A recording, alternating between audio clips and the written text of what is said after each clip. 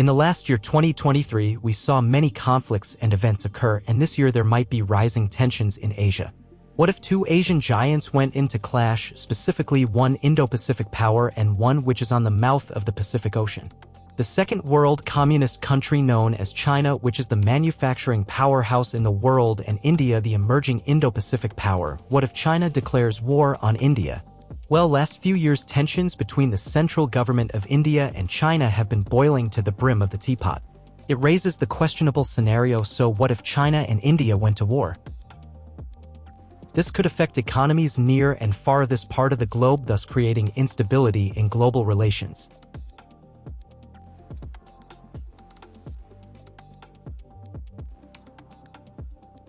In past times, India and China have had many clashes in the northeastern parts of India bordering Tibet. The history is quite long.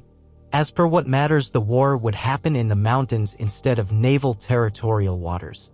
As per Indian sources, after 1947, India-China relations were fine until China started skirmishes with the Indian Army through the 1950s to the 1960s.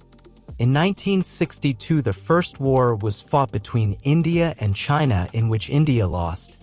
Back then, India did not choose to deploy the Air Force due to the government back then, and connectivity of roads was weak, but now Indian Army has many highways for the army to use. The Chinese army is still quite aggressive and tough to beat.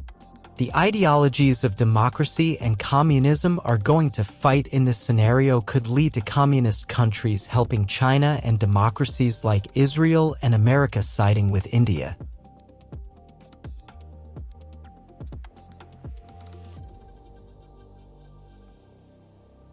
To understand who would win, we have to understand the equipment of both countries and their domestic arms industry, because this shows the money that India and China can pour into the war to stay afloat.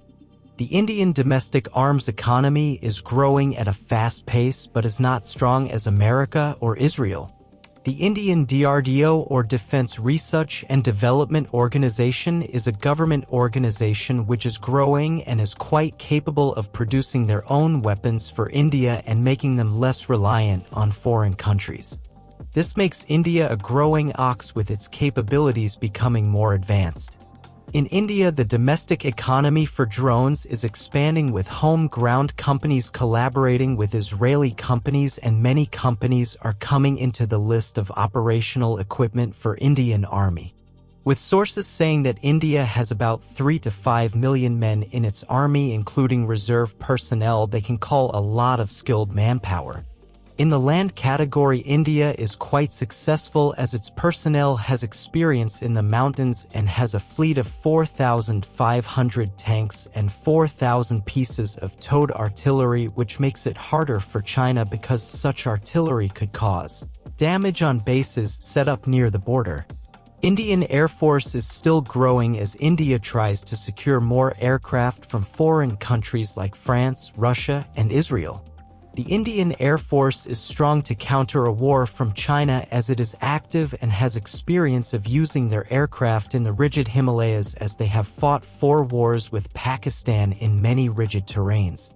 India boasts new acquirements of the Dassault Rafales and Sukhois. India has a growing fighter jet capability. The Indian Army, as mentioned, has a lot of bases close to the border compared to China, where the bases are more minor compared to the preparation of the Indian Army. For India, they have strong military forces on the ground and have a capable navy which is strong on the global stage.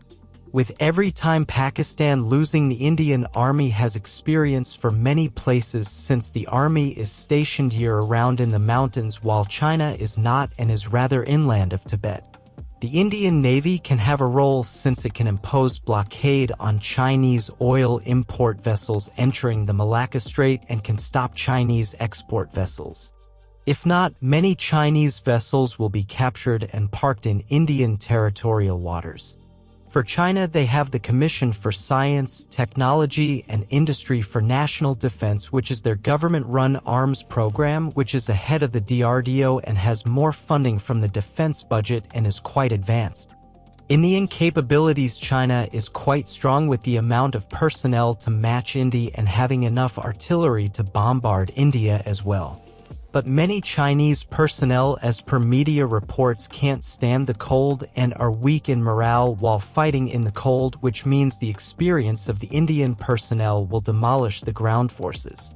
But many tanks are outdated as per some research and will need time to go in action, thus delaying the. But in the air, China is quite fast as its air force can do ambushes with drones, as the Chinese army doesn't use foreign technology. But moving the air force to such remote regions will be hard since China only operates small groups of men, so getting backup in such remote areas will be a task while the Indian army would be conducting operations. The Chinese Air Force would also destroy Indian bases with their bombers because they are too fast for radars, beating the Indian ground forces into dust.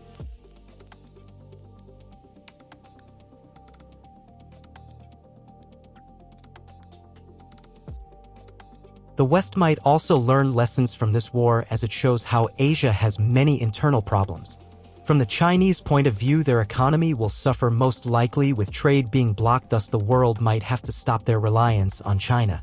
This could boost the Indian economy if India wins the war, as the West will start looking in Southeast Asia for new manufacturing hubs where India might come out on top. Plus, China has too many internal burdens to deal with if the scenario of war occurs.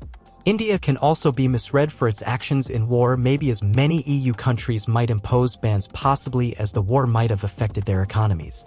So the winner of this hypothetical scenario can be either, as both are equal militaries on the international stage.